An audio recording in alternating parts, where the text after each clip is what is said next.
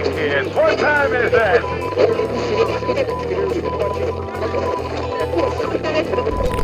Hey, it's Edson with GeekTime TV.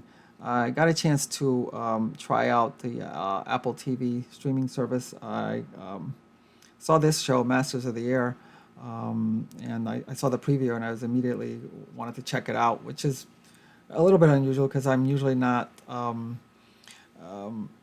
that interested in like war movies or anything like that. This takes place in World War II. But I saw the previews and I was interested. Before I get to this, Slow Horses as well as another show on Apple TV. I highly recommend that one as well. I blew through like 3 seasons of that in like a week. So if you get a chance to check that out. But Masters of the Year, this is not going to be a review on on the whole show, but I just want to talk about it. Something that happened in the show that really had an effect.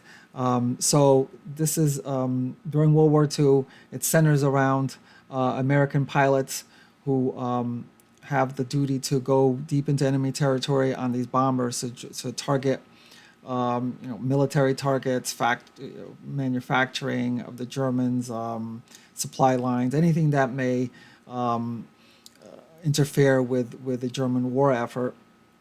And it's highly risky because these bombers aren't exactly very fast, and they're way down, they, like I said, they have to spend a lot of time into enemy territory where they might be a target for surface-to-air weapons, and the Germans would also send the fast fighters after them to shoot them down. From what I can tell, the bombers also had kind of like fighter escort, but the fighters at some point would have to turn around because they would run out of fuel. So at this point, they kind of just become sitting ducks.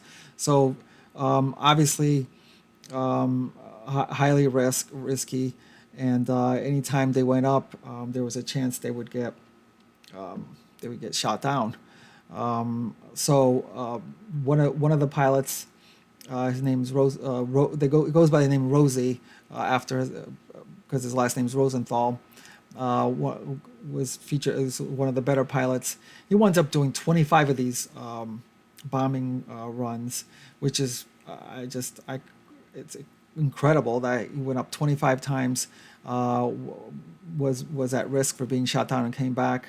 And these are like kind of long flights where they have to go deep into enemy territory and come back.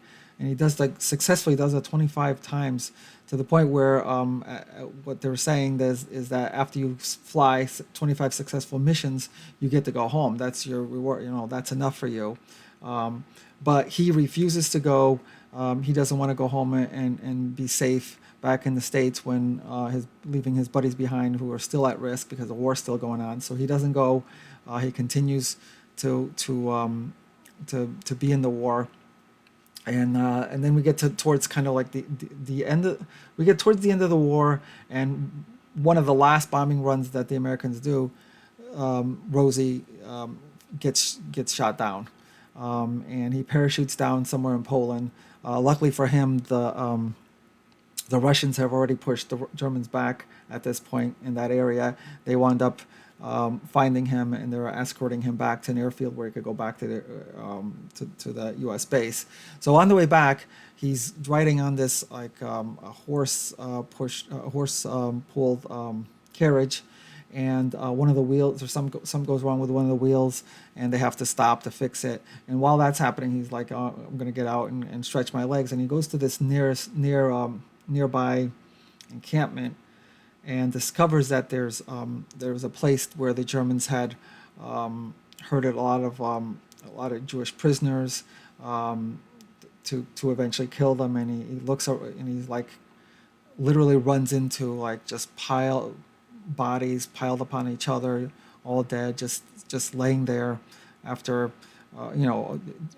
after the Germans killed all these Jewish people. And of course he is Jewish himself too, so that is an even bigger impact. And he's just looking around, like you could see the look on his face. He's completely shell-shocked, because I'm sure he had heard of what was happening, but up until now, being in this war, it was just basically from far off. He's just kind of like flying and bombing and going back. It's not like he was on the ground, like knowing what was happening or seeing what was happening, but just actually seeing this now obviously had a much even more bigger effect on him. He even saw, like, in some of the buildings there was like all these like messages scrawled that looked like in crayon, like the people just before they were killed were like leaving messages, which was like, yeah. So it's, as you can imagine, he's just I guess the best thing I could say, but completely shell shocked.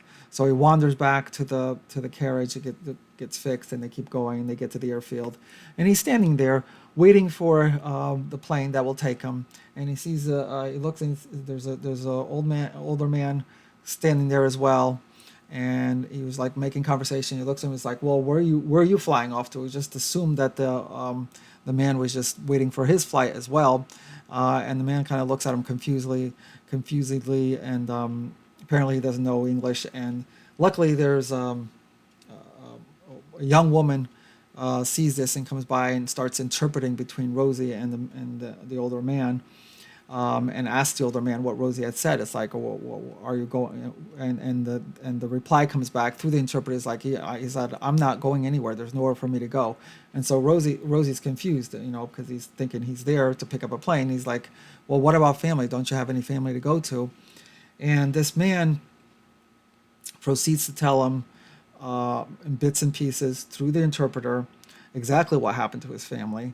And obviously, I'm going to give the scene no justice at all. Just talking about this, you'd have to actually see the scene portrayed in order to get the full effect that I got because I was immediately just drawn in and immersed into this scene as the man is like talking in his language, and then the interpreter is relaying the message.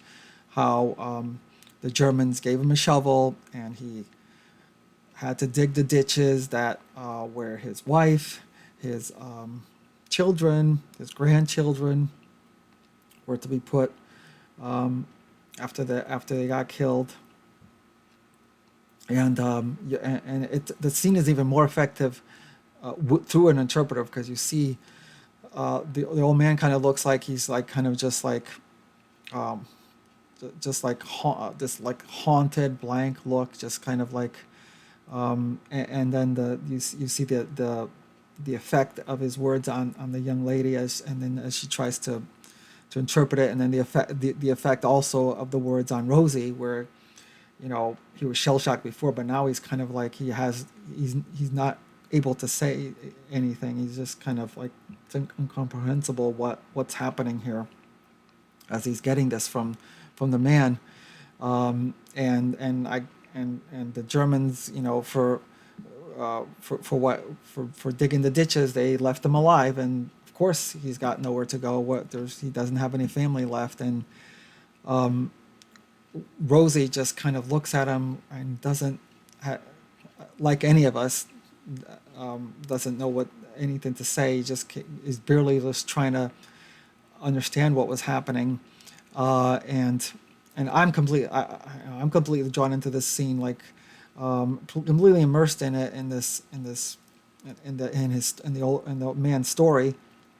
And so someone comes over and tells Rosie that your flight is ready, and he kind of the scene ends, and I'm kind of taken out of the scene as Rosie goes off to the plane, and I realize something. And it's like my face is all wet, and I'm like, why is my face all wet? And it's like, did someone just spill something on me? Is my ceiling leaking? And it's like I just came to the realization I hadn't realized as I'm watching the scene, that I just started crying, just my body's reaction to the scene, but yet I wasn't conscious. Somehow I wasn't conscious of it, and it's like it was just as you can imagine. And like I said, I have done no justice to the scene, but as you can imagine, just something so impactful.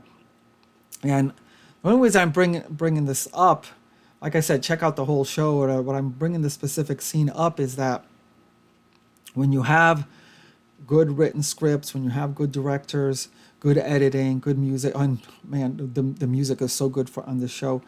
When you have actors who take the script and bring it to life, this visual audio medium is so powerful when it's done right, and I just wanted to talk about that, and I just was like, so I think all of us should just like concentrate on creating and supporting, you know, good movies, good TV shows, good novels, good comic books, good music, because all these mediums have such a powerful, can be such powerful forces in our lives, such powerful positive forces in our lives, and it's like I think we should all just really concentrate on creating more of that and supporting it, and because it's such an impact on us. I mean,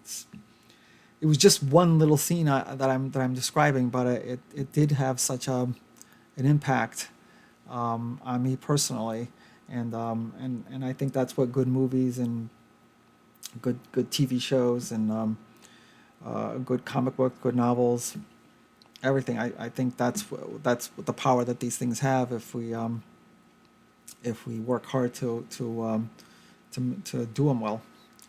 I guess that's what I wanted to say about it. So anyways, if you get a chance, check out Masters of the Air, and let me know in the comments what you think about the show. I mean, that was just kind of like once. It does have a good. The rest of the cast is great as well. So let me know what you think about the show. And that's it for me. Thank you for watching, and I'll talk to you soon. Thanks for watching GeekTime TV. If you like this video, please subscribe to the channel. If you subscribe, make sure to check the little bell icon anytime someone from our network drops new content here. Want some GeekTime swag? Check out the merchandise available in the GeekTime TV store, linked in the channel description below. Share GeekTime TV with friends, and as always, thank you for your support. We'll see you soon.